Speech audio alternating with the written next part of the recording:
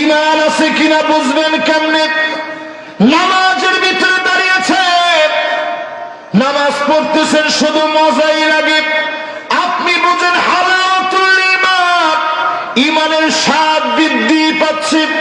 কোরআন তেলাওয়াত করতেছেন, তেলাওয়াত করতে মনে চায়, শুনতেছেন, শুনতে মনে চায়। তাফসীর মাহফিলে আসছেন, বসার পর থেকে মনটা নরম হয়ে গেছে। আপনি বুঝবেন ঈমানের স্বাদ যিনি বাড়ায় দিয়েছেন তিনি কে। আর নামাজের মধ্যে আইসেন কোন রকম, আসি ইমাম সাথে ভুল ধরালে আপনি দাঁড়াই গেছেন, সালামটা ফিরানোর পরেই ইমাম সাহেবরে আসি কন, ইমাম সাহেব একটা জিনিস জিজ্ঞাইতাম। জিজ্ঞেন আপনার বয়স কত? 30 বছর। আর বয়স 75 বছর।